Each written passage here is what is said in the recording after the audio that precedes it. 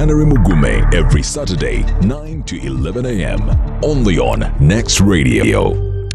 106.1 Next Radio. This is The Big Talk. Welcome all of you listening and watching the show. We are live on NBS Television and the Afro mobile app together with Next Radio. Now, President Yoweri Museveni this week delivered the State of the Nation address before the newly inaugurated 12th Parliament at Kololo Ceremonial Grounds. To be honest, it was a speech that attempted to do several things at once. Number one, he tried to defend the record of the last his record for the last 4 decades, justifying the direction of the country, but also rally a new government into action. And perhaps most importantly, he did confront what he increasingly says he has seen as the biggest threat to Uganda's progress, the internal decay within state machinery. But can the Ugandan state and government transform from within? That's the conversation we're having this morning. And what is the actual state of the nation? In the studios this morning, I'm joined by Honorable Mary Kamli Kutesa, who is the State Minister designate. Good to have you on the show, Honorable. Thank you, Karen. A very good morning to you and good morning, viewers. You were in Kololo Ceremonial Grounds this week when the State of the Nation address was being addressed. I wonder whether your expectations were met before you went to Kololo and after you left Kololo, whether you left the same or disappointed. My expectations were extremely met. Canary, President Museveni is one of the most consistent people that you can meet and know.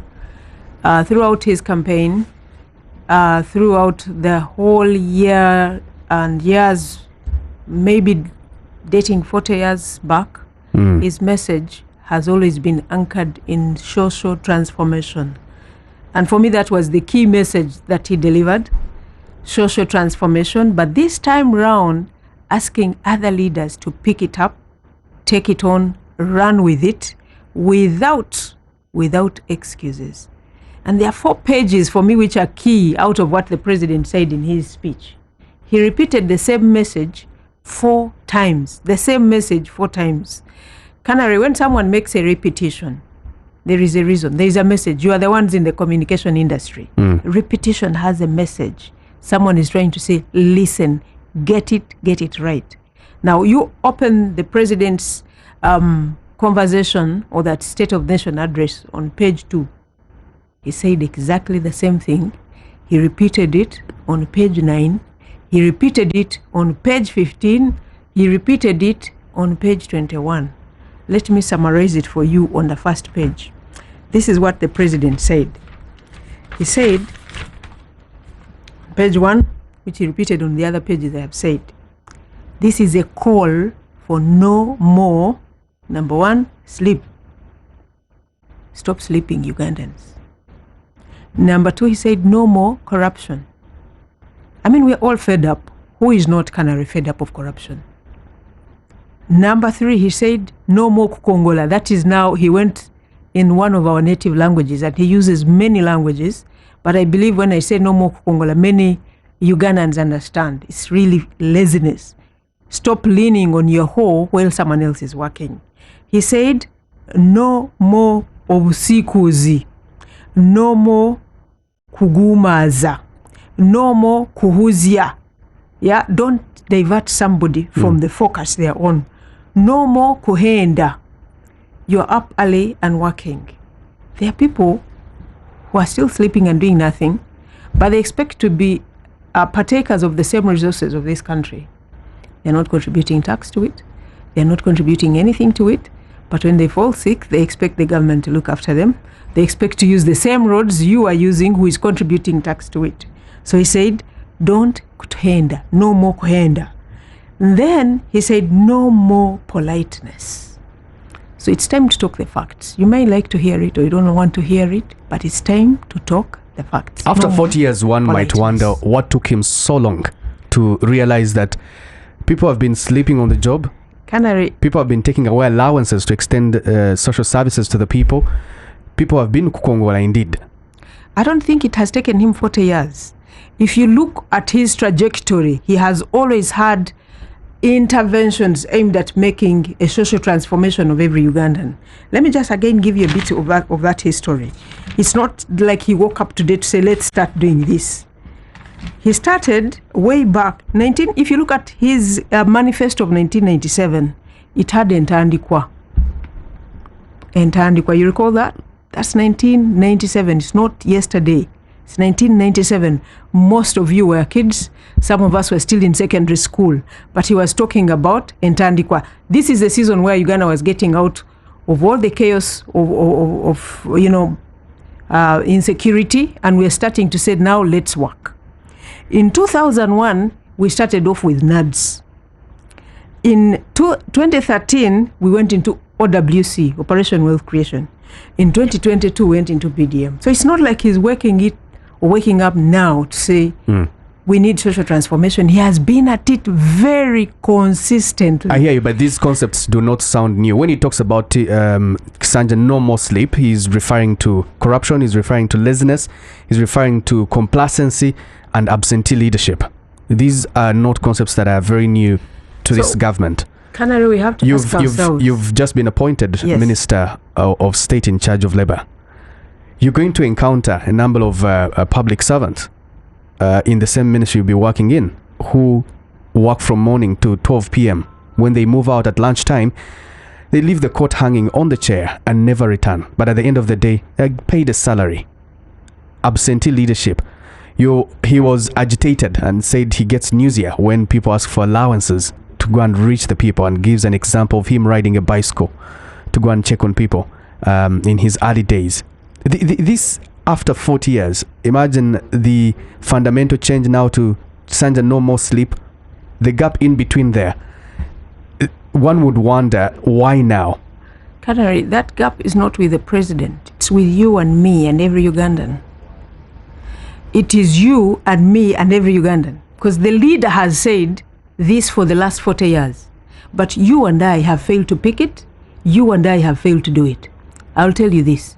I have worked in government all my life. I've worked in public service. I started my practice in the office of the DPP. I moved to URA. I moved to UNRA.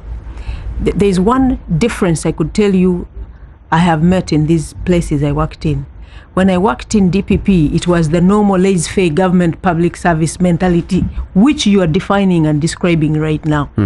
That needs to change. And that must change. I will tell you this. To hang your coat on the chair, the coat is not going to perform. It is you who must wake up and do that work. And the reasons I left public service then was exactly that, because I was never a suit meant for that kind of lay-back, laissez-faire life. So I went into a government sector that demands accountability. You deliver according to the expectation of your performance agreement. Mark that word, performance agreement. Now, the challenge we have had as a government, and I think this is not absolutely the president to be blamed, is where is our performance target? Who monitors that performance target that I, the employee, has actually scored on what I agreed to do at the beginning of my performance appraisal or annual year? We must now, each one of us, begin to look at that. Not in just the public sector, but from your home. You see, in your home, start demanding accountability. If we are in this home, what are we doing that is making a contribution to the well-being of this home? Where I grew up, we used to look after animals. If you could not look after the big ones, you looked after the calves, the small ones. You had a responsibility. Hard work breaks no bones. But are we keeping that in our home before we begin to blame the public service sector? What the president has been singing is that every home must have an income. This country has got 80% arable land, Canary. 80% of our land can be used for agricultural production. But do you know how much we're using? 35%. After the 40 years of saying, please work, please, here is the seed, please work, 35% of that land is under production. I mean, God in heaven should be waking up with a huge cane to beat up every person he has given a resource who is just sleeping on the resource. Why do we use 35% instead of the 80%? In the area where I come from, people work hard. They really dig. But the math is missing. You producing 1 acre of maize, the input is equivalent to exactly what you're going to get out of that acre. Now, what the president is saying is, now wake up leaders to be social transformation agents. He cannot be in my village. He cannot be in everybody's village. But there is a chairman in that village. There is a LOC3 in that village. There is a chairman LOC5. There are people who are paid as extension workers, who have gone to school, whose entire job and purpose is to make sure they transfer this socio-economic transformation, which he was talking about what he did in Nyabushozi. Okay, let's bring in the opposition chief whip. Honorable Hon Nambeshe joins us live. Honorable, many thanks for joining us this morning. I wonder how you're going to react to a State of the Nation address that you did not attend. Who tells you that we did not attend? Okay. Did you attend virtually? I also want to make the correction that is the Commissioner of Parliament. Sorry, not the opposition chief whip, the Honorable Hon Nambeshe. Honorable, I would like to know. I would like to know how you attended.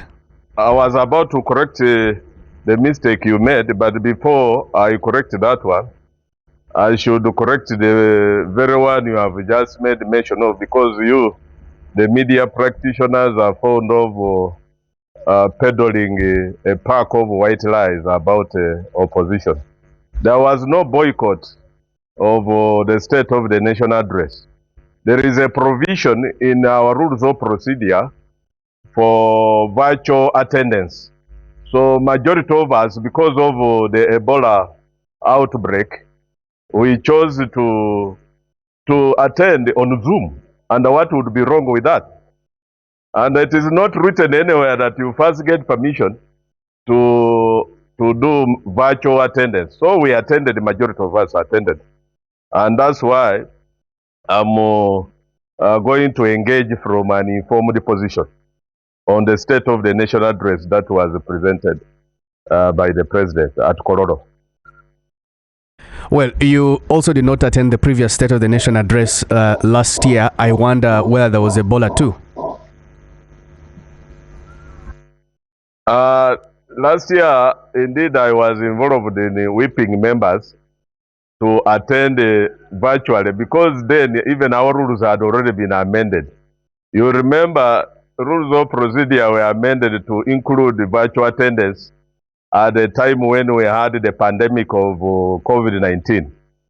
So equally, we did not make an announcement to the public that we were going to attend on Zoom. And the perception out there was that we had boycotted. Far from it, we never boycotted. Even this time round, we never boycotted. And we didn't even whip members not to go to Kororo. That's why you find that a number of our own from opposition, few though they were, attended physically in Kororo. There were a number of opposition members who were at liberty to attend the State of the Nation address at Kororo. Honorable Nambeshe, so looking into the President's address, we want to understand, he speaks with visible irritation about leaders who remain in Kampala, but largely, like the Honorable Kutesa here in the studios, he does speak about wealth creation and also is agitated about absentee leadership. Would you say that the delivery of this address by the President, how would you rate it? The President was not actually in any way delivering a State of the Nation. Instead, he degenerated into the state of PDM, but largely it was the state of his mind. That's why if you read his body language, he was extremely livid. He was very livid. And you saw how he even made a mention of nausea, because he's tired and worn out, I think, of the leaders he has been working with.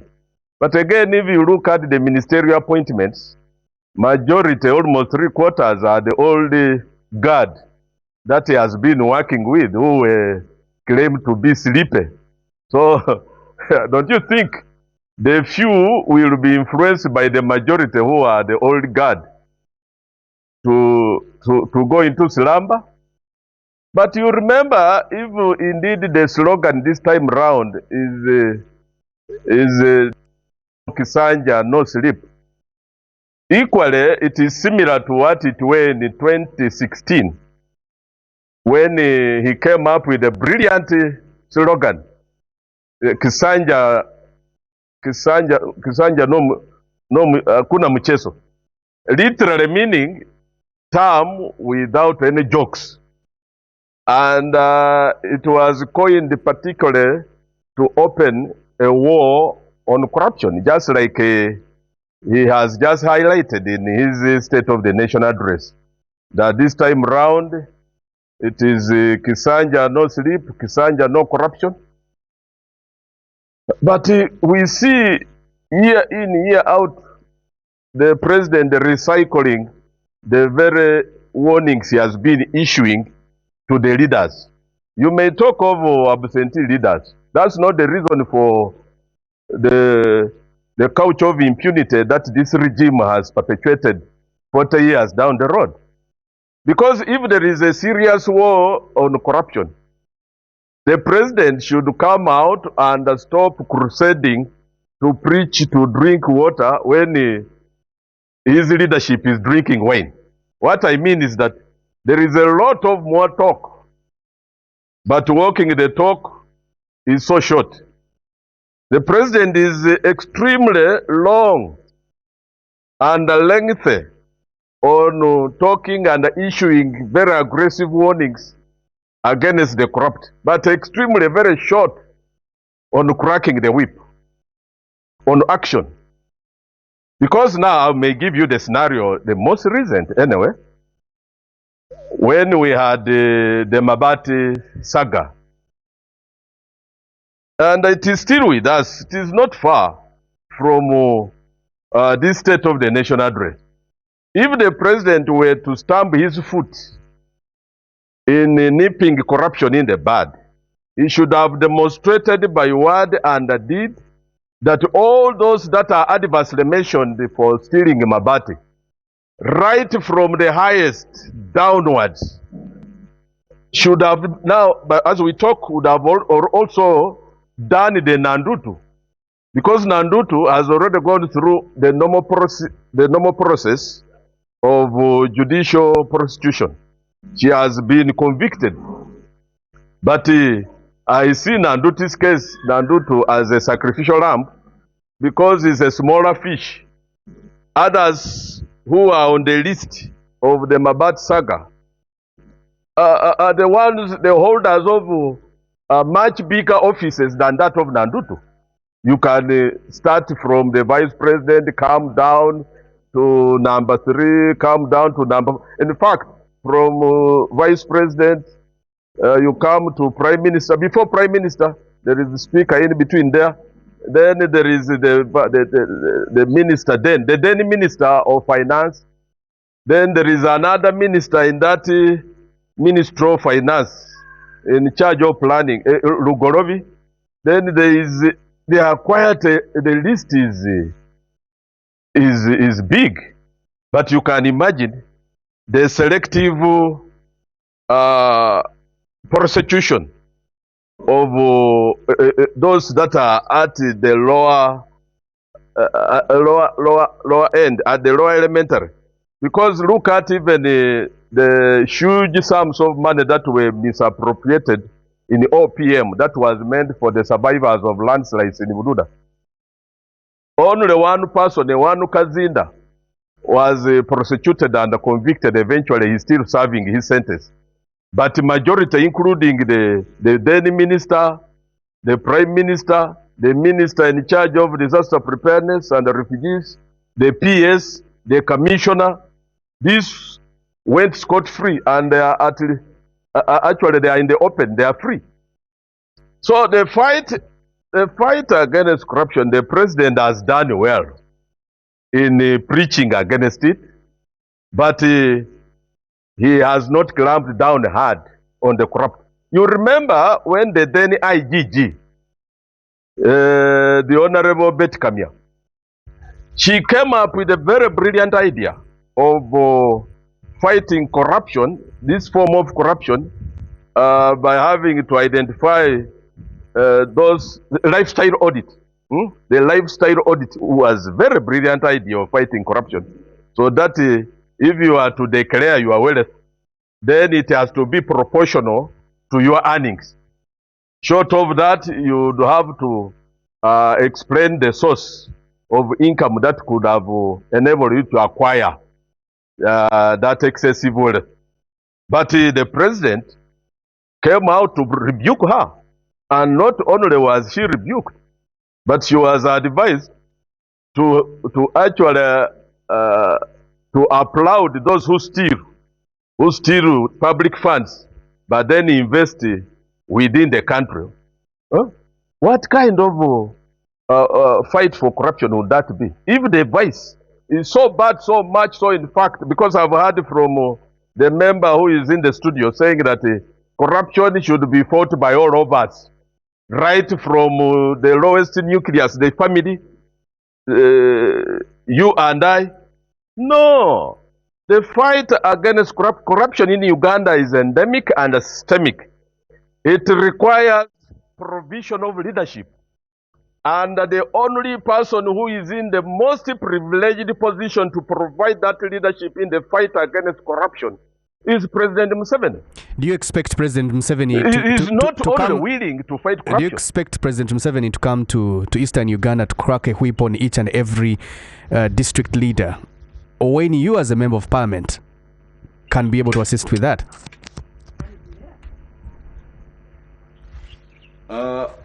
My friend, the member of parliament, one of the roles of fighting that corruption would be in oversight, whereby during our discharge of that role, we would expose the nakedness of some of these projects where public funds have been misappropriated. But that cannot work in Uganda.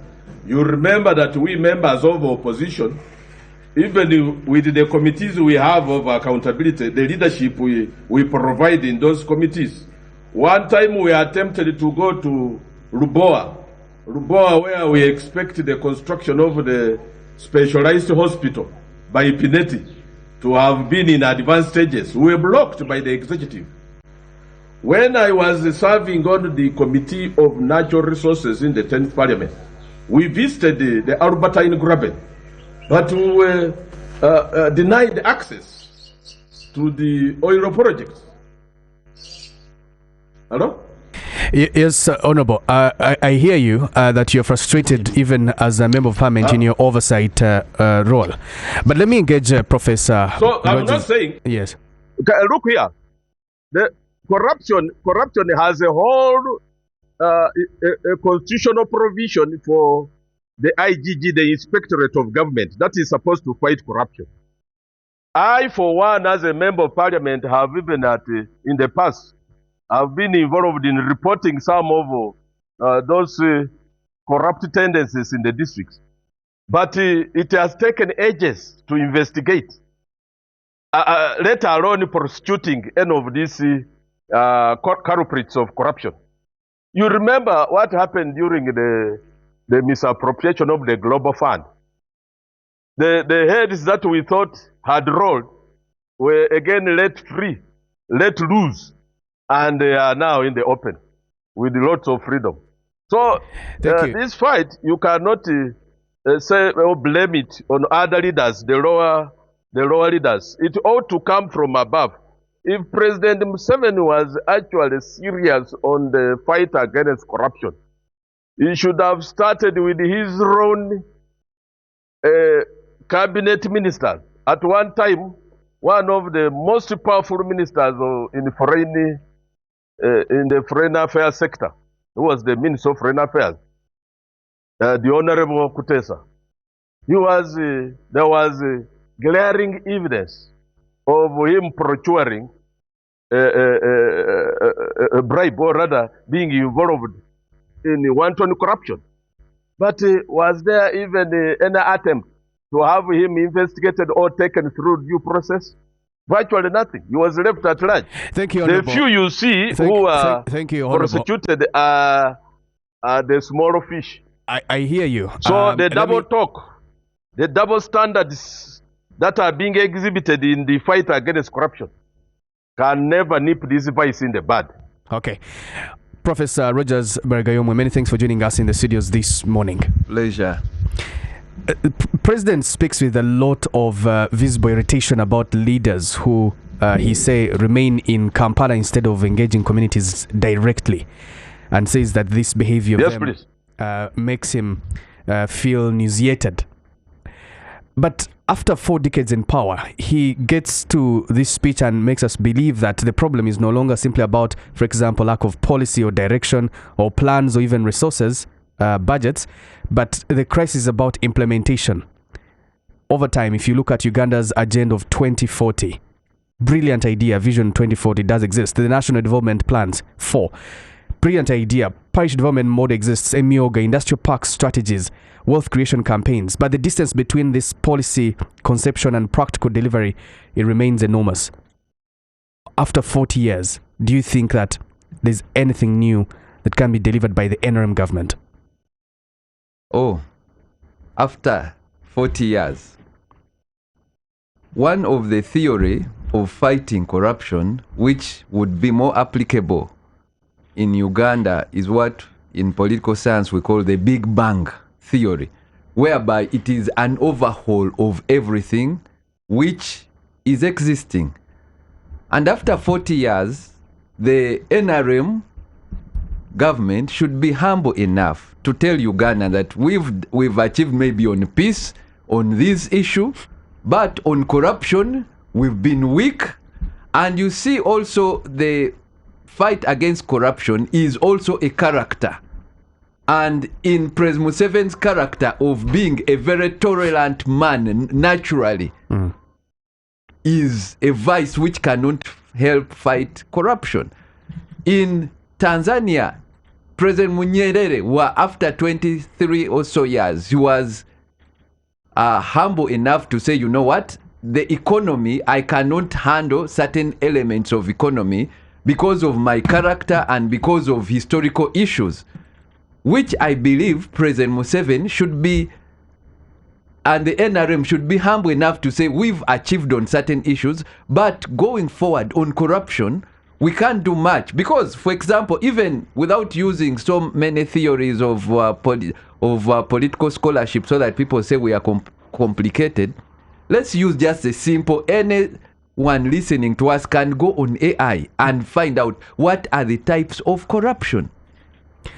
Would you expect the government to give up and say this is a fight that after 40 years we agree it's not a fight we're going to win? If you are in government, would you do that? No, definitely, because the biggest description of corruption, there are 3. But let me read for you grand corruption, which AI gives us. Grand corruption is high-level manipulation of government policies, state institutions, national resources by political elite to benefit themselves rather than the public. And the other one is a petty corruption, which they are talking about, which they want to solve. Then the third one is a political corruption, which is manipulation of political institutions, rules, and election to allow leaders to retain power or consolidate wealth. Now, the other 2 is what we see the NRM government come from. Manipulating elections. We saw using the sovereignty bill, manipulating institutions. And it is evident, it is corruption itself. And it is president, ministers, prime ministers, all these people they've appointed who have been involved. We've seen some honorable members, even up to now doubted to have been elected.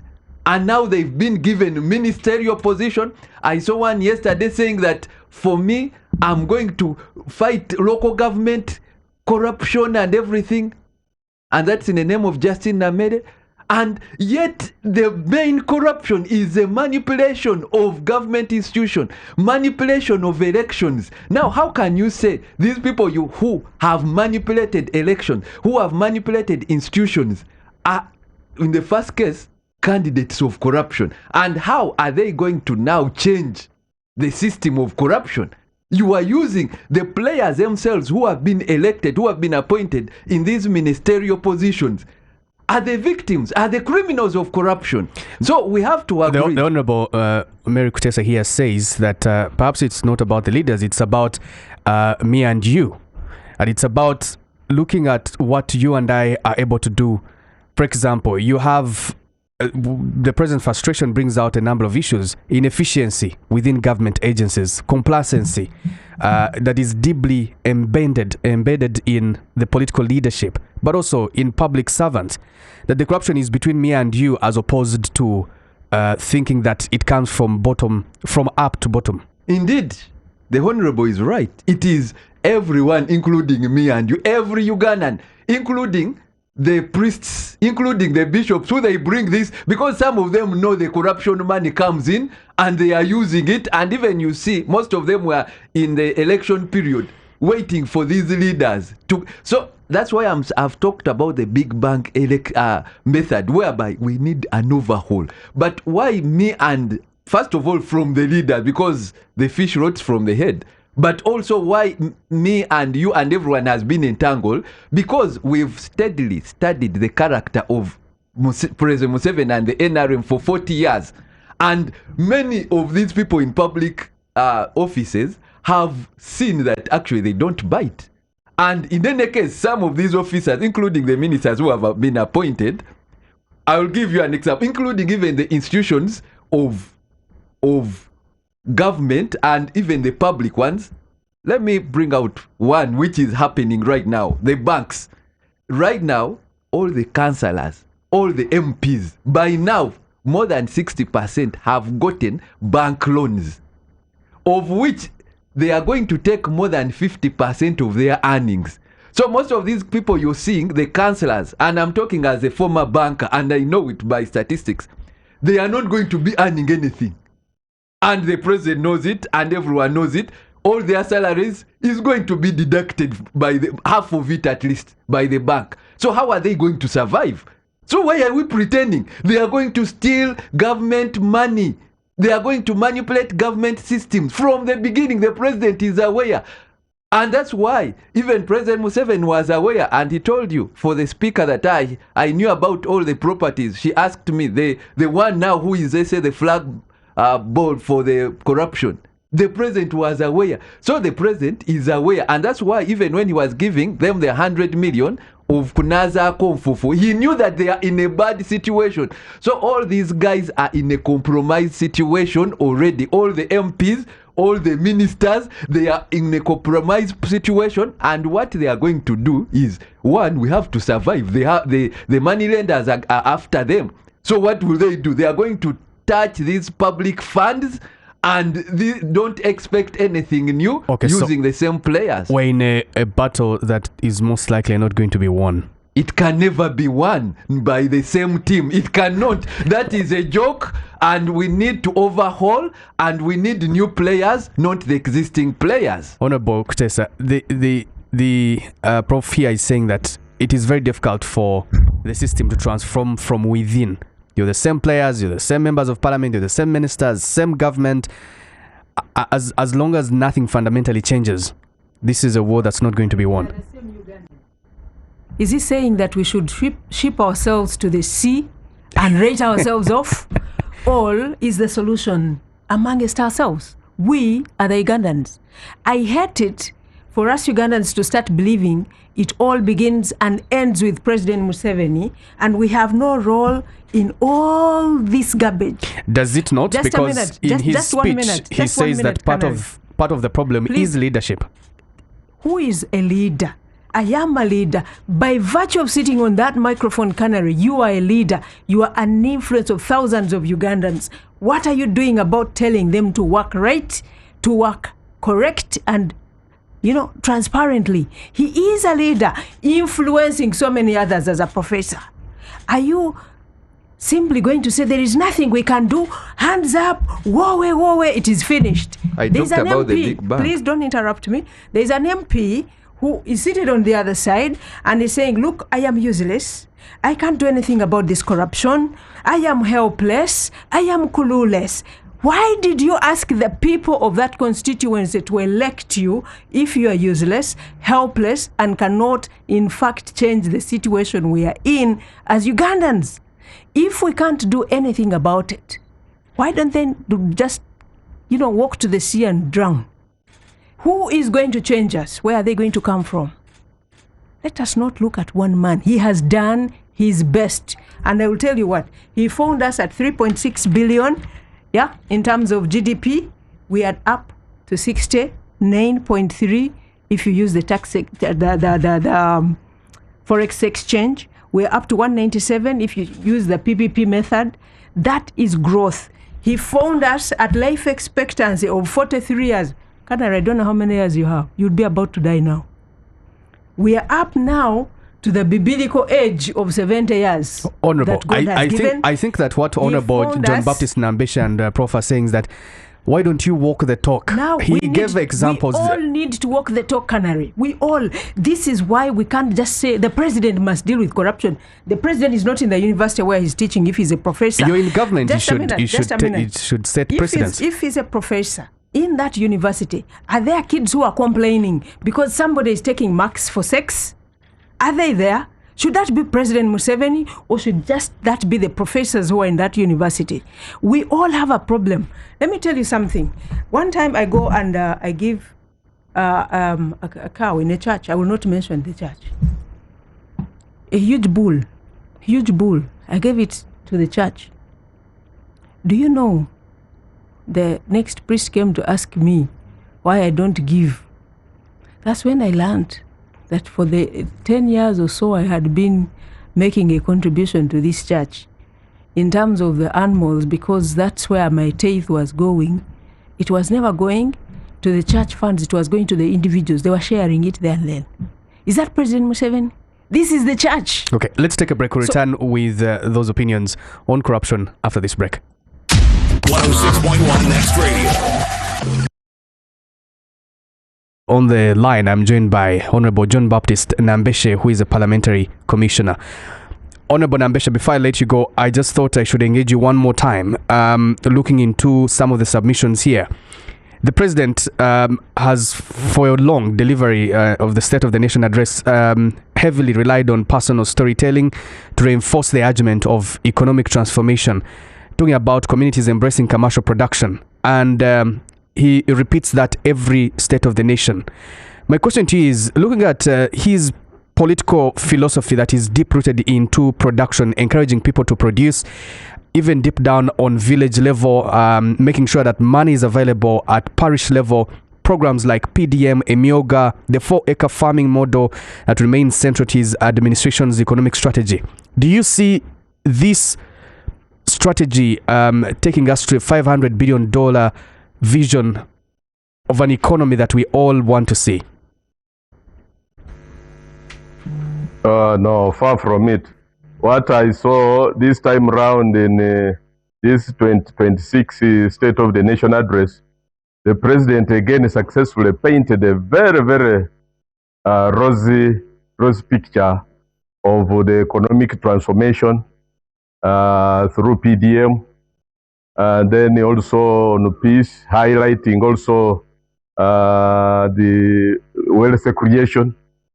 But the truth of the matter is that the poverty people, our people, the local populace is still wallowing in abject poverty. And, PDM would have succeeded. But because of the vice of corruption, most of the money remains in the sticky hands of those that are supposed to give it to the beneficiaries. The beneficiaries, for information, in Ibududa, for instance, I have petitions, numerous petitions from recipients of the PDM money, which was meant to be $1 million, but in most cases, people received only 300,000.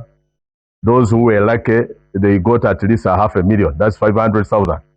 But you will hardly find where beneficiaries got the purported 1 million that was meant for them. So all this is well intended, but the truth of the matter is I would want, and I would do respect the lady, the honorable minister designate for State for Gender, Labor and Social Development, to much as she is aggrandizing herself as a holier than thou, she should give us some of those good testimonies as an individual who is to learn from, as an example, who has modeled the way of fighting the corrupt and the corruption. She even mentioned in the church, but she fell short of the actions she took.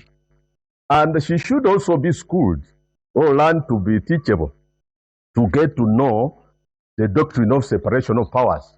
The roles of the legislature are not to fight corruption. The roles are four in the number: legislation, representation, oversight, and appropriation of the budget. And now this oversight is where we help the executive, an arm of government, to get to expose to them those that have stolen public funds.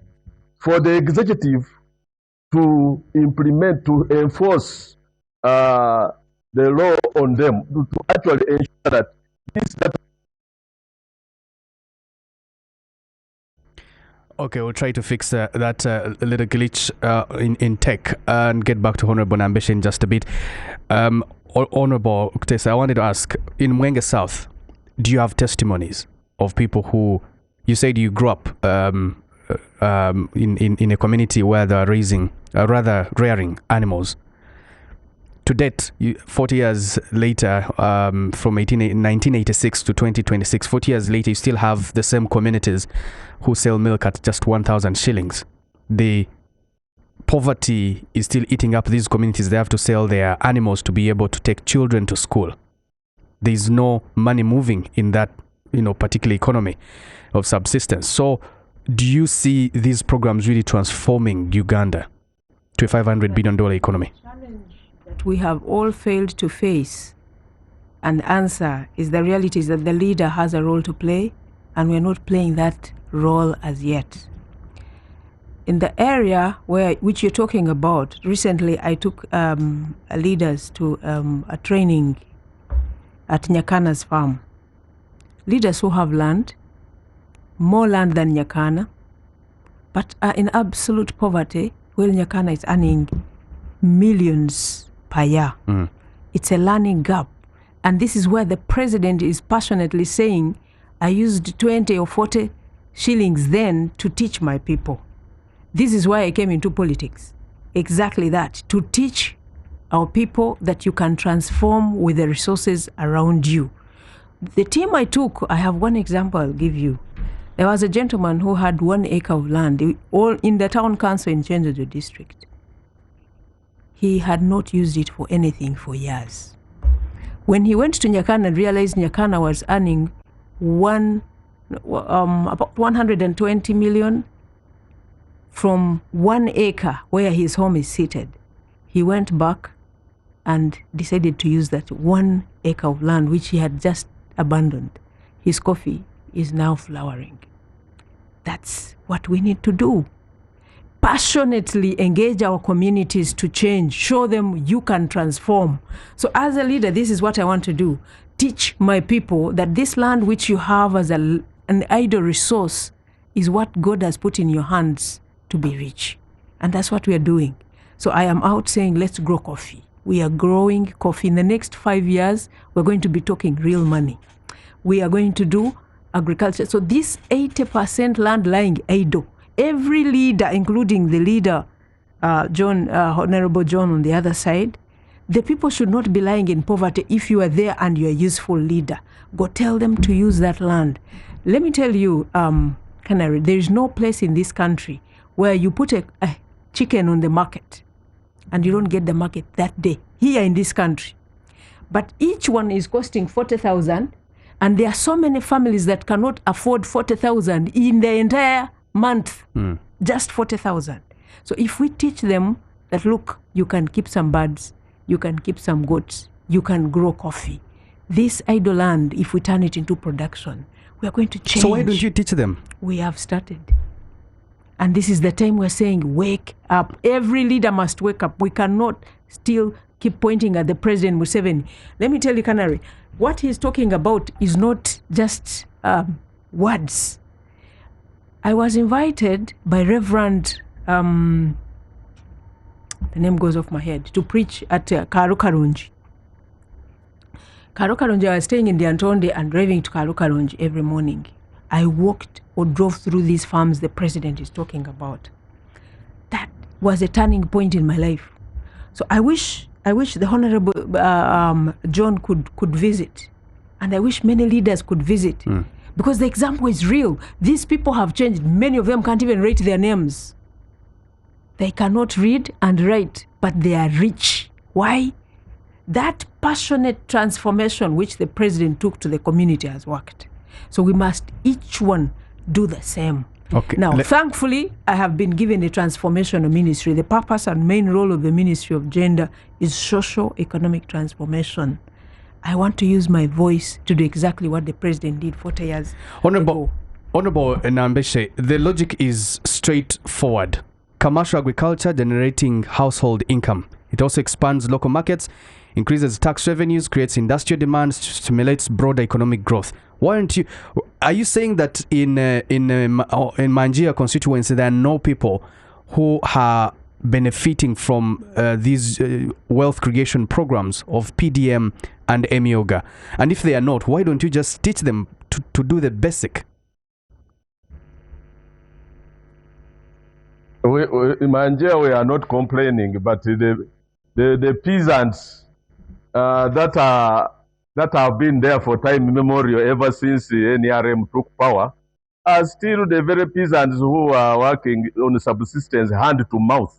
There is virtually no change, even as you talk of household improvement on income through those initiatives of Myoga and PDM. It would have worked, but I'm telling you that the endemic corruption has made it almost next to impossibility for beneficiaries to get the intended amounts of money that are supposed to be received by them. For instance, you can hardly find any that received $1 million shillings, and the target was that.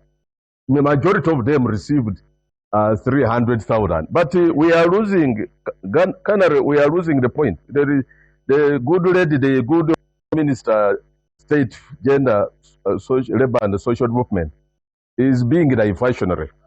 We are talking about wanton hemorrhage of public funds.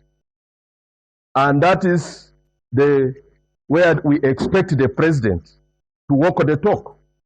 The president, by creating, the statutory constitutional body that is mandated to fight corruption is the IGG. But the president, to undermine the office of the IGG, has created a parallel corruption fighting organs or units. These have not helped matters. We have not seen any big heads rolling. Then, as if that's not enough, he has even usurped the powers of the IGG, actually interfered with the role of the IGG. The IGG had come up with a very brilliant method of fighting corruption using lifestyle audit.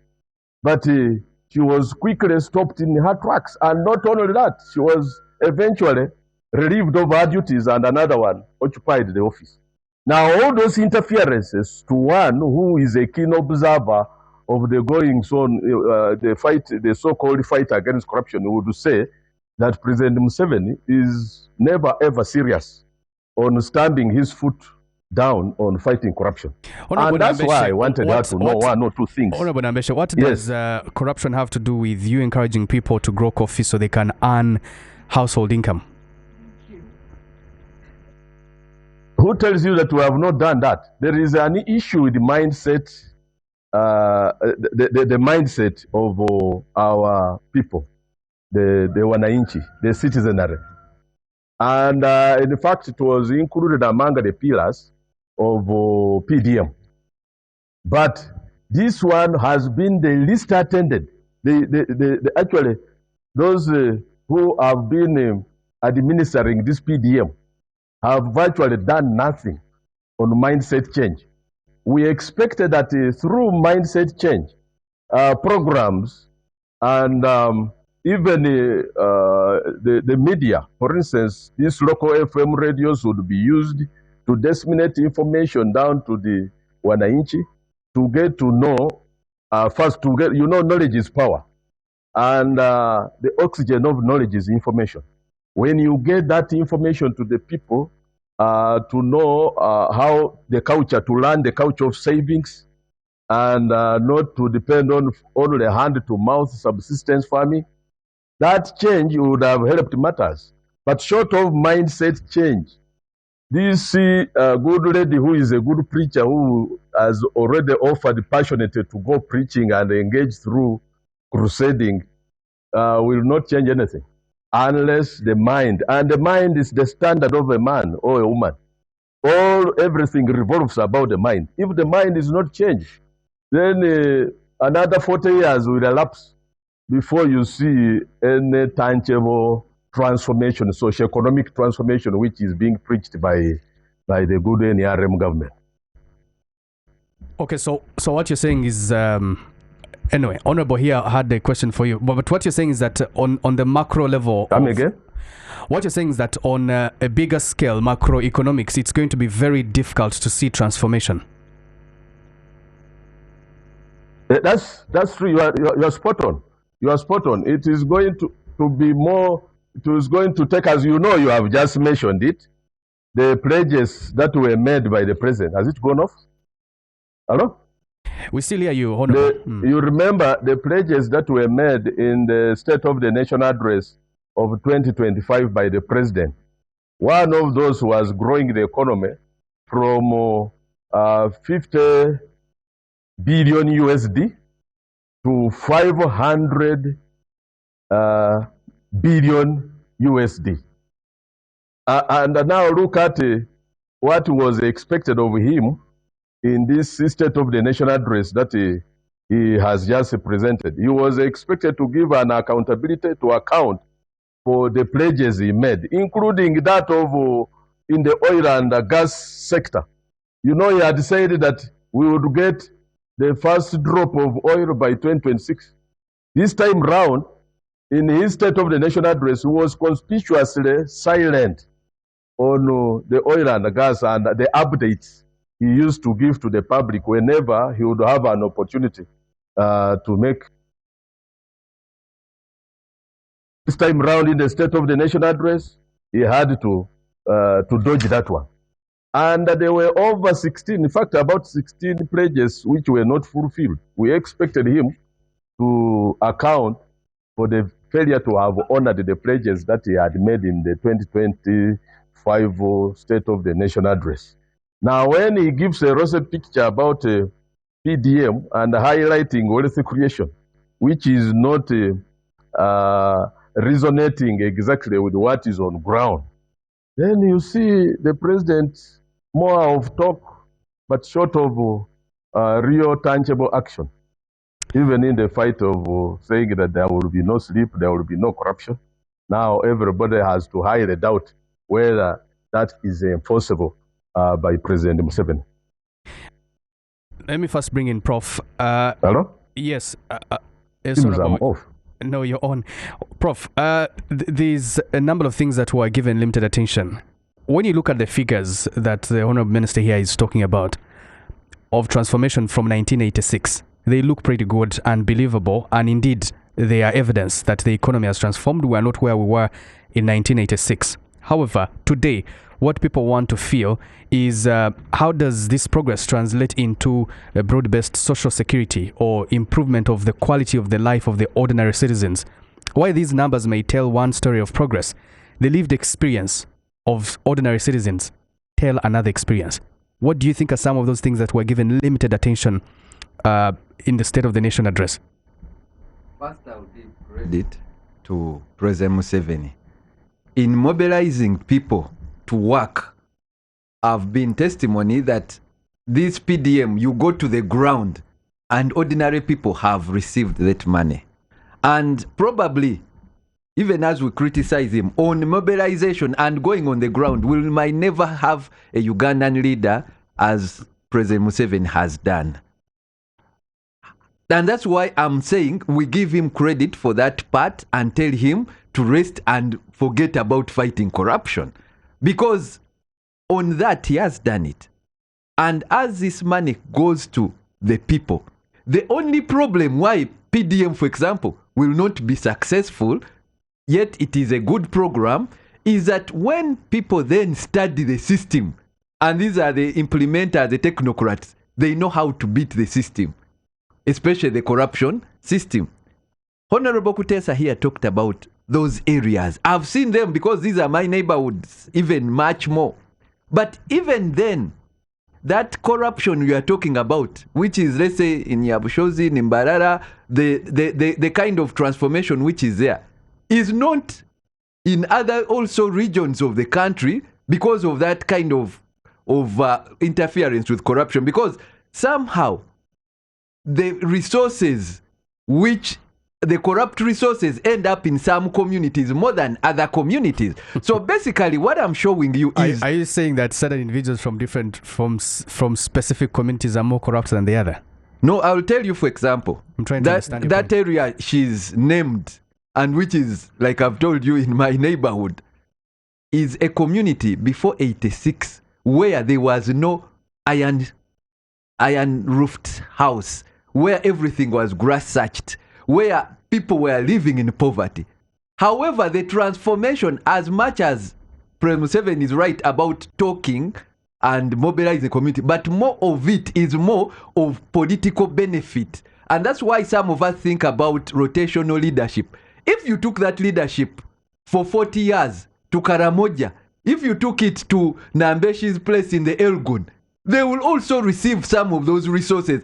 Because if you look at political appointments, if you look at members who, because nepotism is also a part of corruption which Ugandans are not looking at. So some of that then benefits some people on the micro level, and then some of it is taken as transformation. But it is also a result of corruption. So what we are saying, even as we give President Museveni credit for some of those the transformation which every eye should see and acknowledge, and I would recommend Honorable Nambeshe to recognize. We've seen some of those transformation, well and good, but are they sustainable? We've seen the PDM Myoga. Why did Intandikwa collapse? The other programs, why did they collapse? Because as you implement, then the technical people will study the weaknesses in the system and they will beat the system. And the system will not punish them. And know it. They will beat the system, both actually the beneficiaries and the people who are implementing will start beating that PDM system. And they will not be punished, and it will collapse like the other systems. So everything the NRM has started sometimes is good, but it dies out because of this thing we are discussing, corruption. And now we have said it is not NRM to tackle that, and it is not President Museveni in his lifetime to tackle that. He should acknowledge and say, I give it to another person. In life, always there are transformational leaders, and they do what they can. Peace, like I've told you, NRM, peace, and some of those development programs. But for the issue of corruption, which now affects all these other development kind of initiatives, is not going to be done by President Museveni and not the NRM. So let them acknowledge that that is their weakness, and we move on as a country. And that's why we're talking of a big bang where all systems have to be revisited, even including the constitution, where we shouldn't empower the president to have all these many appointments himself, yet we've seen a weakness in him as a person. Then we should revisit the political systems, and for us as people who believe in the labor system, and we believe in rotational leadership. So that's what I would contribute to this topic, and believe that NRM and President Museveni are not the people to fight corruption. Honorable Kutesa, you clearly, your figures tell a great story of development. Deep down on ground, a lived experience is totally different. And do you know why it is different? It is because we have each failed to do our part. That is, the individual who is in that household, seated on land and not using it. But they are there. The honorable there who is saying government money has gone into his community, One person is supposed to have received 1 million. One person is receiving 300,000, and he has not told us what he has done about it. I would like to offer myself to my honorable colleague that you bring me the list and we follow up with the government structures, because they are there, they work if you approach them. So I would like to work with you. You also asked me to tell you what I have done. All my life I've been a corruption fighter. I started in DPP's office. I told you, you are in Eastern Uganda, you look for a gentleman called Joshua Kasibayo. He will tell you what we did to each other in the fight against corruption. He stopped tax evasion. That is public information. I went into URA. I am the only person who is on record for having taken the executive directors of ROCO into jail for tax evasion, stealing money. I went into UNRA, I saved billions of money fighting corruption. So I've done my part, and I am not even at the end. I'm just beginning. Each one of us can do better. So, Honorable, I want to work with you to deal with those persons who have taken away 700,000 government money from the persons who are supposed to be using it to fight corruption. Let them go their chicken, let them do their pigs, but that money is meant for Ugandan as capital, and thanks to the leadership of the president, that capital must change a household. So let's start each one of us doing our part. My colleague here has come up with an interesting concept that distribution of government positions actually means wealth in these areas. I want to, first of all, disagree with him. The people who I mentioned who are in that area of Nyabushozi, they are not employees of government. Those people who are earning that money, they are peasants grazing their cattle. They earn millions seated in their homes and on their farms. They are not in government. That's it. Their sons. These are people I studied with. Let me finish. These are relatives. Let me finish. You had your part. I did interrupt you. Their sons have been educated. They have gone into government because they have been educated. Now, many of our people have not gotten the same chance of education. In this area now, if you talk about the reality, they are in 3 degrees, each person, their results of the 40 years above. But their change of what is bringing household income now is not about their children. It is about what they're doing on a daily. Be realistic. On a daily, if every Ugandan home is bringing money, this country will change. The 60 billion we are talking about now, indeed, in the next 10 years, the tenfold growth is a possibility if we get every home to participate in earning an income. Let me give you an example. Fine, the president comes from Western Uganda. So you'd probably want to believe, okay, so the Western Uganda, but this is just a small area around Mbarara, Nyabushozi, okay, Rusheri. Western Uganda is very big. Are the people in Kisoro rich because of President Museveni coming from Kisoro? They are growing their Irish. They are putting something on the market daily that is bringing an income into their homes. Daily income into the home. That's what we all need to focus on. The executive is one arm. There is the legislature. The legislature has for years not been resident in Western Uganda. It's been in Northern Uganda. It's been in West Nile. The leadership of the legislature as an arm of government. It's been in Eastern Uganda. It is still in Eastern Uganda. Why are the people in Eastern Uganda poor? Why are the people in Northern Uganda poor? They have been in charge of the judiciary. Why are they poor? Why have they been poor? So let's not just throw things. I think the issue is the president has given a diagnosis. Let's thank him for the diagnosis. He's been a wonderful doctor of social transformation. He has also prescribed the medicine. I gave it to him. Now, if there is a diagnosis and a prescription, the job for all of us is to become the nurses and doctors who prescribe the penicillin to the patient. Each one of us talk to that household next to you, my honorable colleagues, the leaders in church, the leaders, our cultural leaders, your people that you led had granaries. Where did they go? Science has come now, we talk about silos. But if you can't do a silo, still do your granary. What happened? So let us go back to the prescription President Museveni has given. The diagnosis is we are not working to make money. Can we start working to make money? Each single household. My colleague, Honorable Johnny, mentioned that the president did not talk about oil. That's not true. And I think, Canada, you started on the right point by asking him where was he? Because if he was listening attentively, I want to refer him to page 18 of the president's speech. He mentioned the financial year is projected to grow at 6.4%. The next financial year, the GDP will grow at 10%, pushing the size of the economy to 80 billion. He further mentioned that this is before the start of the flow of the commercial oil. In the last 15 years alone, the country has added 31 new products to the export basket. That's very important. I want to come back to that.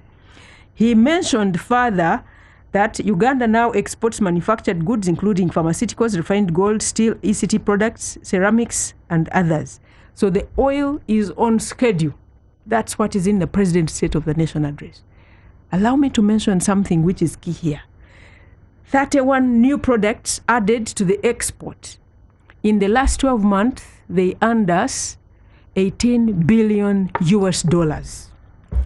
This is my appeal to Ugandans. And my appeal is not to the president. It is to Ugandans because the president has done his part. There is a Ugandan responsible for making sure in each of our regions we start the industrial hubs. Each. The policy is set, the money has been sourced, and it is available. A Ugandan or many Ugandans are now responsible for making sure each of our regions has got an industrial hub. This is the catalyst, the only bullet to deal with a number of our problems. One, you have an industrial hub, you immediately create a demand for production. Somebody growing wine, somebody growing sugar, they have a place where to take it and it becomes a refined product in the industry. In the process of the industry, in the refining, you have a workplace, creation of jobs for the young people, millions of young people we have who are now jobless. They are coming in to offer manual labor because most of them are not skilled. The industrial hub has a solution for that. And they are going to earn, they are going to pay taxes, we are going to increase our tax base. In the industrial hub, we are going to increase these 31 products to earn more revenue on the export market. So my request is, whoever is responsible for the regional hubs, the leaders, let us do the very best we can. At parliament level, this should be a priority because it is the single catalyst to our economy.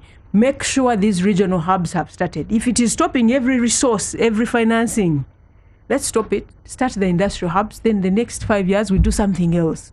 But these will create employment, they will create market for agricultural products, they will take us into agro-processing, and we will have a product for the foreign market. Let me bring in Honorable Nambeshe one more time. Honorable, you just heard from the studios that indeed you have a number of projects have been rolled out. Unless you just want to oppose ideas from government just because they're not working in Manjia, but you already admitted that the money is deep down in Manjia, in Bududa, it's already doing things. What other alternatives would you propose that would propel us to a $500 billion economy, if not these ideas of having rural communities get out of subsistence to commercial farming and having household income?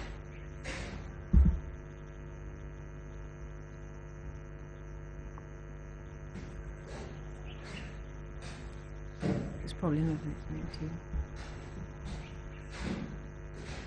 Honorable, can you hear me?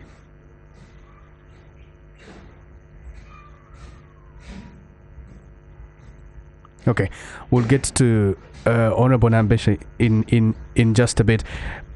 Prof, there's the household income we're talking about, and there's economic pressure and anxiety being faced by young Ugandans who graduate every year. The official employment figures often might not really capture the scale of the vulnerability of the many Ugandans that survive through informal activity or temporary labor or low-paying survival. But we'll engage you in just that. Let's get Honorable Nambeshe's parting shot. Honorable, unless you want to oppose government ideas because just your position, but the Honorable Kutesa here in the studio says if these ideas are real implemented, they can propel us to a $500 billion economy. For us as opposition, we are not there merely to oppose. For your information, the cardinal role, we should respectfully inform the Honorable Minister designate that the cardinal role of opposition is to keep government in check. That's why we preside over accountability committees.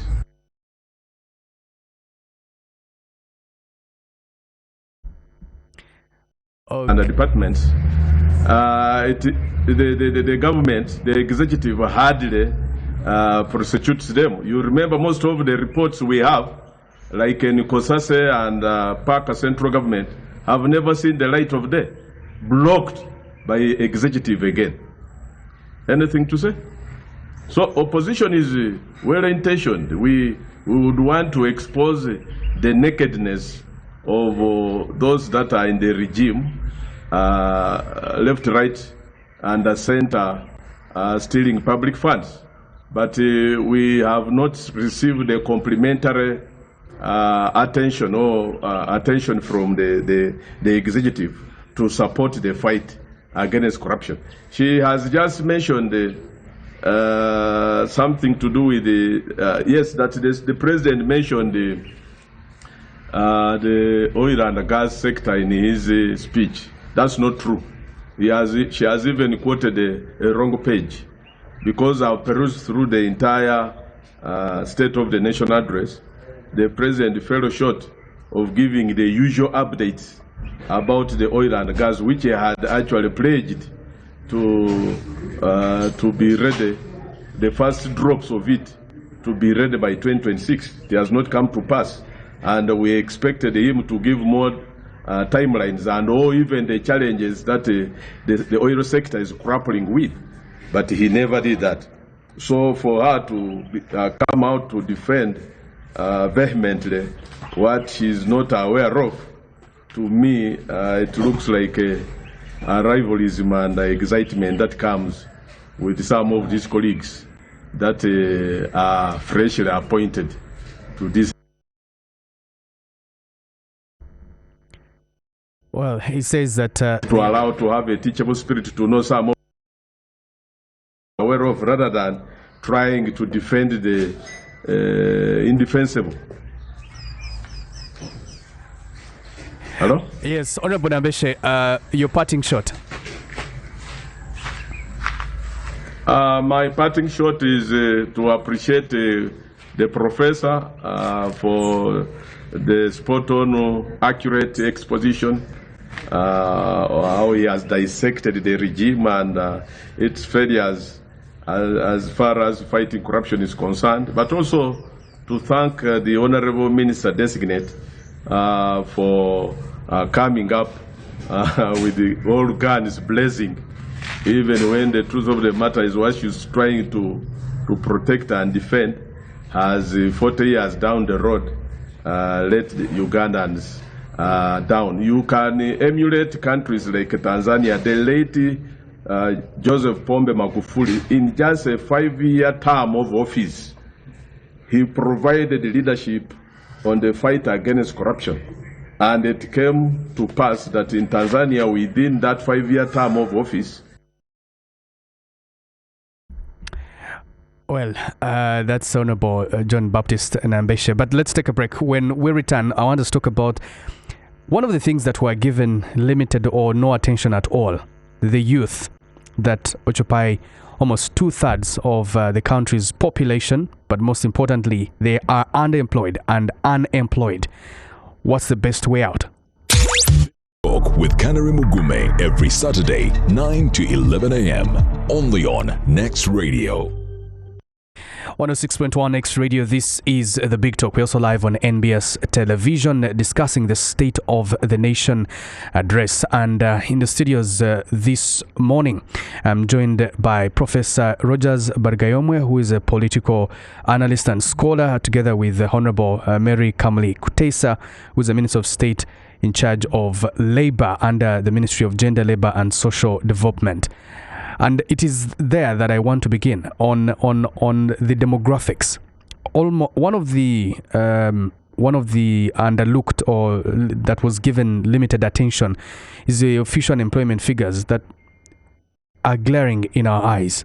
You see that young people survive through informal activity. If they can do a gig that pays perhaps half a day, they'll be able to survive on that, or temporary labor, or low-paying survival enterprises that offer little long-term stability.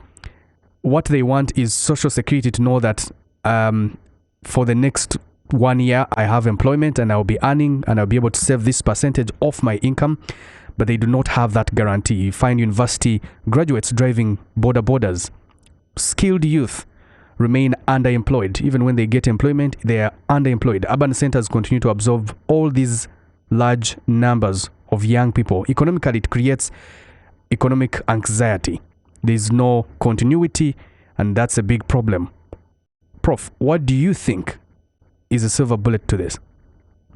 Thank you, Canary, for this question. I'm so passionate, and I cry for my nation, for the young people, when I see they are neglected. Most of the rich individuals in this government are rich because of exploiting the young people. One, for example, let me give you a simple one.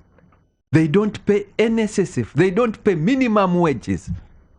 They exploit. And when you give a list, I wouldn't, for ethical consideration, I wouldn't name their name, but all the rich individuals are underpaying these young people. They are defaulting on their national security, most of these companies. And remember now, there is a class of rich people who have been made by politics. Now, these are like mafias, and these institutions, and I would challenge IGG to go for them. Look at their institution. They don't even adhere to the minimum standards of labor. And now, this is a problem. Averagely, count 3 years of nursery, 7 years of primary, those are 10, 6 of HSC, and 4 about of university, 20 years. We invest about 20 years in our young people. So they finish when they're about 25. And this is all our households put all the money into education. And by the time a person is made a graduate, actually the parents have finished everything. They're even in loans and debts. And now the burden is back on the children. But let me give you an example of like societies which have come in our neighborhood and which are increasingly being encouraged to come without any censor. I'll give you an example of a neighborhood where I come from, where mostly they are Eritreans. These Eritreans come in, the few go to have a basic of primary school, but some don't.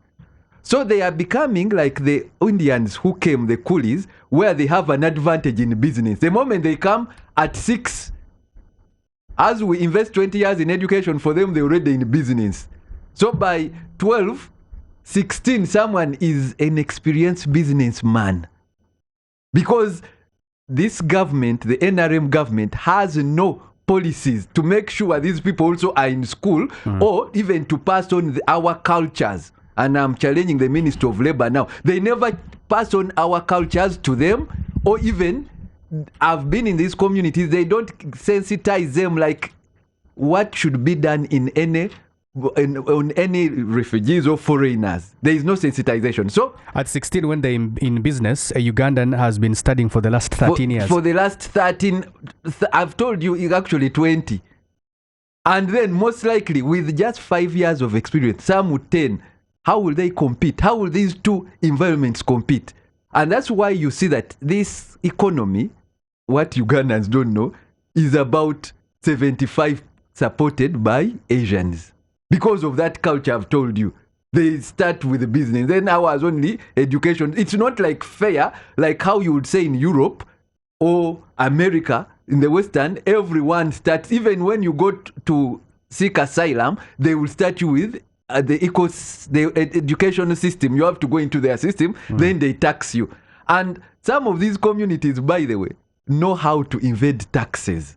So we sometimes don't get even tax from them. So now you look at communities like Muyenga, Buziga, all those businesses, the small businesses and the big businesses have been taken over by these communities. This is to the disadvantage of our youth and even the political players on opposition. No one is analyzing this. And yet, when you use the projection, and let me give you now the projection, my own projection and my research is that in 20 years from now, the Indian community contribution will be 80% unless it is reversed by government policies. The Eritreans and other foreigners will be contributing 10%. Then these Ugandan youth you are talking about and the enterprise and everything. Remember, if also the Chinese are there, the Ugandans will be having 10% with their population of about, they will be coming to about 50 million, but contributing 10% to the economy. And tell me, I'm with the ministers here, let them tell me a government policy which is supposed to reverse this trend. If it is not reversed, what you're talking to what you've asked me, the youth, our youth are doomed. There is going to be high unemployment levels because even what we were advocating for, the minimum pay, which would have protected now the Ugandan youth, is not being implemented. Actually, it is being frustrated by the NRM government. So, what is their legacy going to talk to the youth of Uganda? Because even attempts which had been reversed by governments like even, however undemocratic they were, governments like Idi Amin had reversed some of these policies, but for them, they've taken everything back to the foreigners. Then they are making this sovereignty bill which is not protecting our young people. So what is their take? And even the opposition is not discussing this. Who is helping our young people? Imagine, like you said, Canary rightly, a State of Nation address. And it is not targeting young people at all, who are the future of this nation. It should be a gift to NRM and to President Museveni and for his legacy when he now directs the economy in favor of the young people. That would be his point where the people will remember him for. But no one is talking about that. Honorable Minister, the demographics, the young people, the numbers that we are proud of, they can either become an engine of development or they can become a source of instability. Why is it that government has not integrated young people into meaningful productivity? You realize, Canary, that this country is a young country. So whatever policy is coming on the ground, it's not for the old because they're not there in this country. This country is a young country. Our median age is 16 to 17. So when the president stands and says, I want to see industrial hubs, he's not talking about people who are 60. He's talking about Ugandans who are the majority aged between 16 and 17. So every plan he is making is for these young people. And every plan he has made is for these young people. When you go to Kapeka, and I encourage you, Canary, take a moment, go with your camera early in the morning, 8 a.m., 7 to 8 a.m. Look at the volume of young people, young Ugandans walking to work in that industrial hub. Without a minimum wage? Please, sir, you're a professor, don't interrupt. They are walking in and making an impact on the economy. They are producing products which we are selling here in Uganda and across East Africa and the world. They are making an impact in their country. They are making an impact in their homes. And what the president has said, every region have this industrial hub. What has failed the industrial hubs?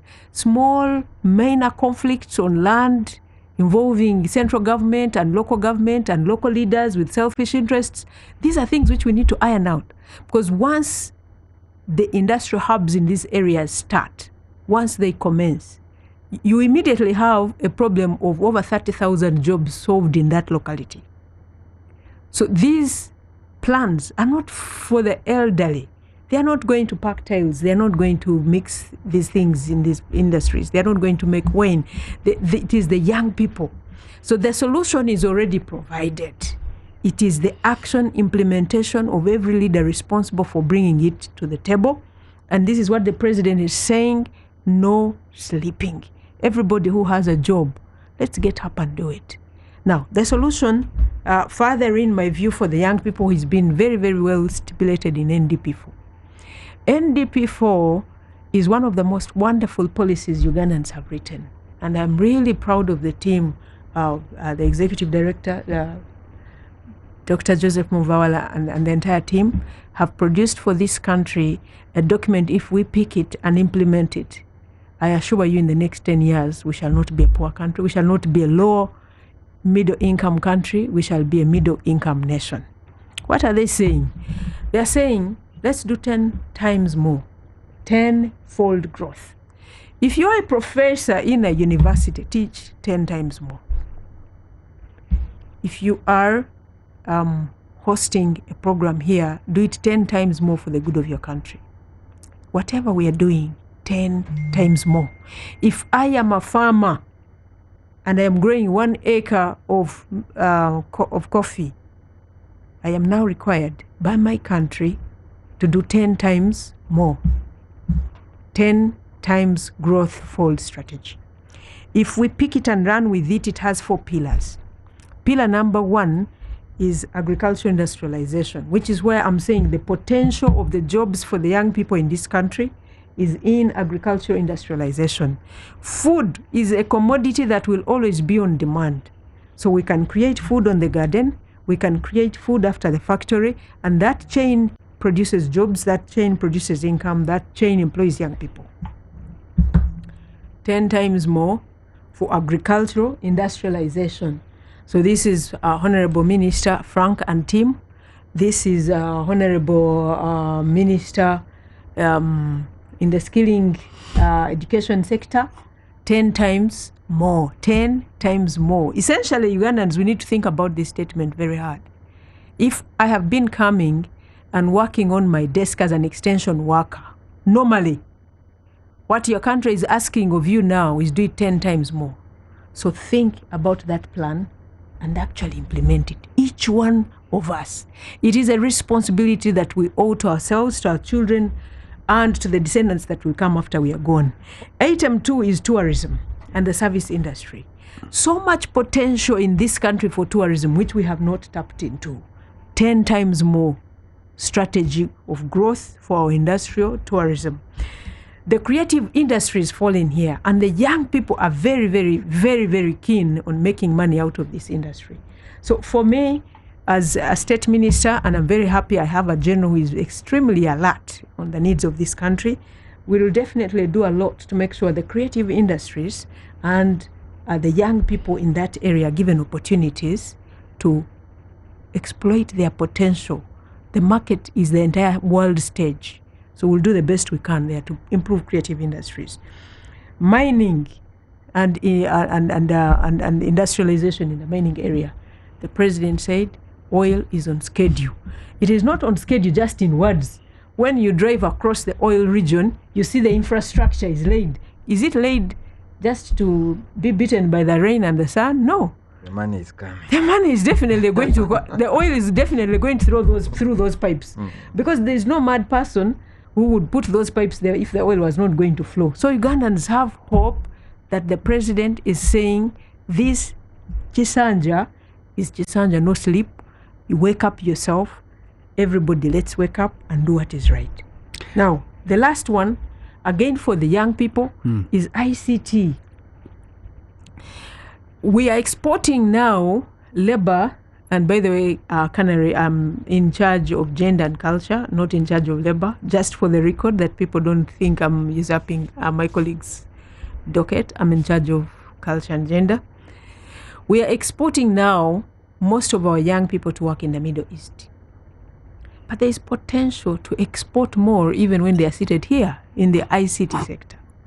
So if we put the Ministry of ICT, and we hope we should do that to make sure they have, and they have started, there is a center, a hub for young people where you just get in and get the service delivered. They will do it for you and you sell it to the world.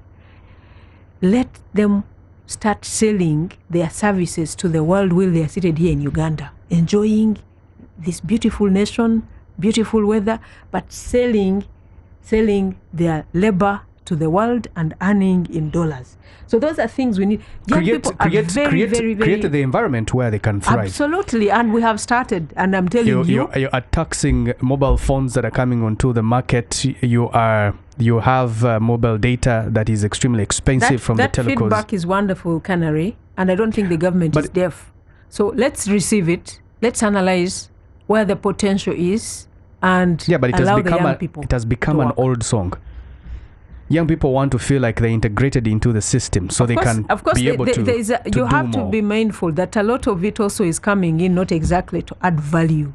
The ICT industry I'm talking about may not exactly be the WhatsApp and social media where we spend most of our time. In fact, that area, to be honest and sincere, is taking away a lot from us. If you open your phone, people are earning on social media. Yes, I'm not saying they're not earning. I'm saying most are not earning. Most are not using it for earning. Most are spending time doing a lot of the things that are actually taking away from value addition. So that balance needs to be very, very well worked through, both at parenting level, at policy level, and at individual level. Discipline yourself. You could spend your entire day on your phone having added no value to yourself. Perhaps it would have been better to pick a book and read, because then you could mature your mind. Most of the things the young people are following here, Professor, are not exactly growing their brains. So we need that balance. So finally, that export market can be expanded for the young people. They are very, very creative. They are very good in the ICT industry, and I think that's something we could export. While they are here, they are safe, and we export the service to the rest of the world. So my friend, this is, I think, for me, my request. Let us not offer figures without substantiation. That the Indians are running this economy, that the Chinese are running this economy. You are a professor, give me facts. That I should be able to say, is it right? Is it not right? So I'm not going to actually try to answer those statistics that have thrown up haphazardly there, that 90% of this country is being run by Indians. No, but is it not a fact that the biggest tax-paying companies are multinationals? They are multinationals. Not necessarily that's absolutely owned by Ugandans. That's absolutely, because it is MTN. The telcos, the banks. It is MTN. The biggest coffee exporters are not necessarily owned by Ugandans. And what we are saying is we are creating our own industries. And I think, Canary, if you got me right, I'm saying as Ugandans, whoever is responsible for our area on policy on industrialization must do 10 times more. That's the niche. That's the golden bullet. That's so you admit that we do not necessarily own a big chunk of our own economy? We do. Let me tell you, this country is doing an excellent job. The figures I have given you. We might look at the picture you have from New York, Wall Street, and you think it should happen exactly the same way it is in Uganda today. We can't. No, I'm just saying this macroeconomic progress celebration that the NRM talks about all the time is on ground. The multidimensional poverty is worse than the official figures want to portray. The realistic answer for me for that, Canary, is in the life expectancy of this nation. We were dying young because of poverty. We are not dying young anymore because we have some money that is keeping us alive. And that's a fact. Now, you can argue everything else, but that's the one physical fact, that we are not dying at 43. For you now, you'd be about 10 years to your grave. For me and my brother here, we would already be dead. So the fact is, there is improvement in our economy. That cannot be denied. Well, the progress vis-a-vis statistically, poverty levels going down, that's perhaps something good to celebrate by the NRM, but many households continue to experience deep vulnerability. In Mwenge South, you might be having food, but in other constituencies might find there's a lot of food insecurity. When the dry season hits, they do not know whether they will be able to get food. I was in Kiriandongo. People there reached a point of failing to put food on the table because of the dry season. There's a lot of food insecurity which is also present in several regions, but also household debt is rising because people sell their property to take kids to school to be able to do things. There's informal employment that has dominated the country. These people are also not part of the revenue tax base. But as we conclude this discussion, Prof, I wanted to ask, the NRM government, after 40 years, is there anything they can do differently this time around? They say they have now set the stage rolling and we're on takeoff stage. That in 5 years from now, we should be in the upper middle income status as a country. Is there anything they can do differently? Definitely, God has given them chance that they can try to transform some of these things. And most importantly, and given that I have a privilege of talking to the line minister here, is more like she talked about the quantitative, which is impossible. Now, how can you say, I'm doing work of a lecturer, I do it 10 times? That is impossible. Most importantly, they should now look at more of the qualitative, not the quantitative. They are more interested in figures, but the quality, they've forgotten about it. And this is how, for example, in his ministry, and he talked about the issues. Let me interact with the issues he's given. Moral degeneration. And this is why we see the effect of corruption and everything. It comes from the morals. And her ministry is in charge of that. Like, if you go to see, there is not so much specific attention given to morals. Even in universities, ethic issues, this government has degenerated the population into issues of morals. And like I've also told you, when they let these many refugees come in, these are things they should sensitize them on. And that is part of quality. She talked about issues of how many people are going to Kapek. It does not matter. Even if you say 1 million, they are being exploited. Until this NRM government talks about minimum wage, then they shouldn't just give lip service to the youth. Why are you taking all these young people to be exploited by some of these quick investors? I know of cases, because as a lawyer, many of the young people have brought me cases where they are not paid, the industrial courts are inactive. So until you touch things of quality, like minimum wage, then you are not going to address issues of young people. Then, until you now focus, ring fence, like I give credit to President Museveni that many people were trained even for the oil industry they are talking about, which would say ring fencing for Ugandan. But again, we have to be frank, these were privileged Ugandans. I'll give you an example and of an area where I'm an authority. And the minister is here. Right now, the education system is not qualitative, it is quantitative. That UPE system is quantitative.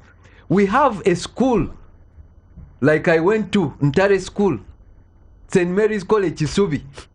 One school produces A's, and it is, she says I don't use the statistics. I wish she could stay behind because I'm a person. Actually, I have a bachelor's of statistics. I use just statistics. Ntare School and Kisubi School, the A's they have are more than a region in the north and the east. Two schools or one school has A's more than a whole, like let's say Lango region, or Acholi region, or Iteso region. And you think you're running a government which is giving qualitative services to these people? These rulers, the leaders of this government, President Museveni, went to the same class as my own father in Ntare School. They were peasants who were transformed into national character, and what they've achieved, I recommend it to the country. But right now, the system which is in play cannot carry a peasant from Alebutong to Makerere University. Give me statistics. of a peasant I am who here. no, those are outliers in statistics. We call them outliers. No, I will compare the statistics then in the 50s, 60s, and 70s, and now. So they are running a quantitative system which doesn't have inequality, especially for the common people. So this is what I would think is for what they've done for the last 40 years. I give them credit, but they should work on redistribution, because that's, by the way, a form of corruption. If you don't redistribute these resources to all regions equitably, then we will pat on their backs and say, rest well. And they should know that in this last service, God has given them a chance to just prepare their transition. They should stop that pretense of like they will live forever, the NRM will be on until they should work on their legacy more than exciting the population. It is more, when even me at my age before 50, I'm working on legacy, and if I see 80-year-old people not even having a mind on a transition or a legacy, I get worried. So that is my parting shot, that they've done some work, but they need to now pay more attention to the qualitative part. Thank you. Honorable Minister, you have the last word on the show.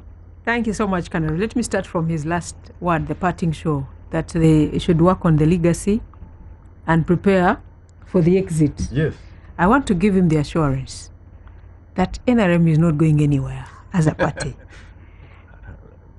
Our chairman might be 80 years, but I am here. I am here.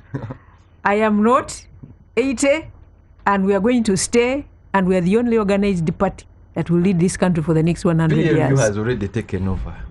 Is it a party, Professor? Is it a party? So, the truth is, we are here, and we are going to stay for the next 100 years, because I don't see any other party in this country which is organized, transparent, liberal, democratic, like the NRM, all inclusive. Well, there is only one party that is likely, and I say this with certainty, that for the next 100 years, no other party is organized to lead this country. But the fact that the State of the Nation speech was quite constrained on issues of political inclusion and democratic space says a lot. Do you want us to lead the other parties? I think we are very straight on the policy. PLU taken over? On the policy, is it a party? Can you answer that question? First answer. Can you answer? We are talking about political parties. You answer. Is it a party? Let me answer. NRM was not a party before January 19. You start informally. You start informally. That's how PLU the question is starting. The way is, NRM started in 1986. Is PLU a party? Was NRM a party in 1985? Honorable Minister, I'll let you conclude. The two is an arm of the NRM. Okay? So we are the same. When I'm talking about PLU, I am talking about NRM. When I'm talking about NRM, I'm talking about PLU. And I am telling you that we are here for the next 100 years, because there is nobody else organized to lead the country. Number two, I'm now trying to get back to the issues. As you conclude, because we're out of time. Okay. Quality versus quantity. What comes first? I think we need to have the quantity first. Then we begin to make our quantity qualitative. Very important. You can't start from quality when you don't have anything. We are building the base.